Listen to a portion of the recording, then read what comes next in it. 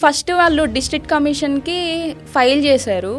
చేసినప్పుడు వేరే సమ్ లాయర్ని పెట్టుకున్నారు. ఆ తర్వాత ఆ కేసు అనేది ఏమైందంటే యాక్చువల్గా మనం చెప్పుకుంది ఏంటి, కంపెనీ అనేది రిజెక్ట్ చేసింది ప్రీవియస్గా ప్రీ ఎగ్జిస్టింగ్ డిసీజ్ ఉండడం వల్ల అనేది. కానీ ప్రాబ్లం ఏంటంటే అతనికి ఆ తర్వాత డెవలప్ అయింది, ఆ మూమెంట్కి లేదు. ఓకే, అంటే ఎంత టైం ఫ్రేమ్లో ఇది డెవలప్ అయిందండి? అంటే ఆయన ఇన్సూరెన్స్ తీసుకునేటప్పటికి యాక్చువల్గా లేదు. ఇప్పుడు ఇక్కడ ప్రాబ్లం ఏంటంటే మనం ప్రీ ఎగ్జిస్టింగ్ డిసీజ్ మనకు ఉంటే డిస్క్లోజ్ చేయడం కాదు. మనకి ప్రీ ఎగ్జిస్టింగ్ డిసీజెస్ ఉన్నప్పుడు ఫర్ ఎగ్జాంపుల్ నేను ఒక కంపెనీకి వెళ్తా, నేను ఈ డిసీజ్ చెప్తే నాకు ఒక కంపెనీ ఇవ్వలేదు, నేను ఈ కంపెనీ ఇవ్వలేదని ఇంకొక కంపెనీ దగ్గరికి వెళ్ళిపోయి చెప్తా మళ్ళీ నాకు ఇన్సూరెన్స్ కావాలి అని. ఆ సెకండ్ కంపెనీకి నాకు ఫస్ట్ కంపెనీ రిజెక్ట్ చేసిందనే విషయం కూడా చెప్పాలి.